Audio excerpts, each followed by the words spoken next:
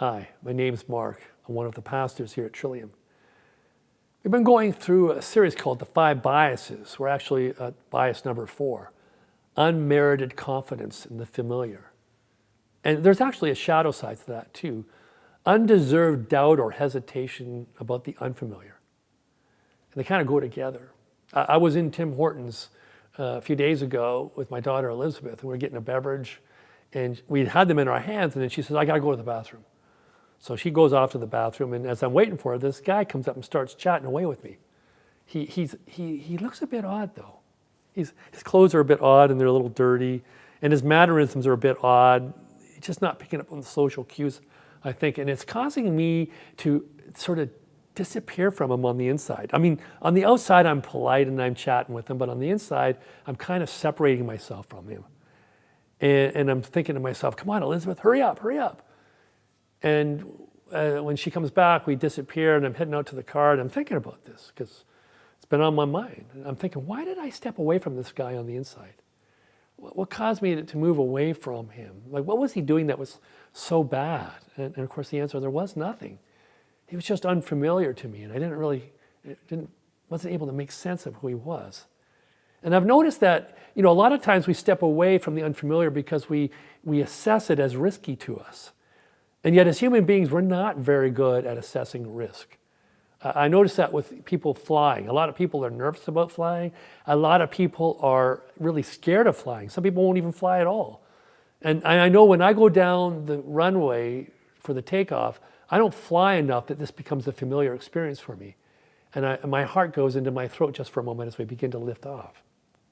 And yet the truth, of course, is the drive from the home to the airport is far riskier for us than any flight on a commercial aircraft could be. Like a whole order of magnitude difference. And yet we're familiar with driving. We understand driving. It's part of our lives for most of us. So we take it as something for granted. And because it's familiar, we're at ease or at peace with it. But of course, that doesn't always mean that it's good for us or more riskier than the unknown or unfamiliar. I read a parable in a book called The Freakonomics. It goes like this. Imagine that you have an 8-year-old daughter, and she can go and play at 2 different homes with her friends. She can go to a home where the father has a large gun collection, or she can go to a home where the family has a backyard pool. Which home are you most comfortable letting your daughter go to? And the answer for the vast majority of Canadians is the family with the backyard pool. Because we're familiar with pools, most of us. We've lived with pools. We've been around pools our whole lives. We understand them. Guns, we're not familiar with guns. We don't really understand guns, most of us. So we're hesitant about letting our 8-year-old daughter go to that home. But the truth is, statistically speaking, the family with the gun collection is far safer for our 8-year-old daughter than the family with the backyard pool. The backyard pool is far more dangerous to her. But see, we're familiar with it, so we're comfortable.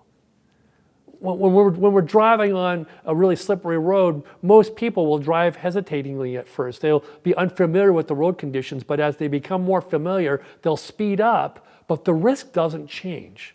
It's the same risk, but our familiarity breeds a certain form of unmerited confidence in the driving.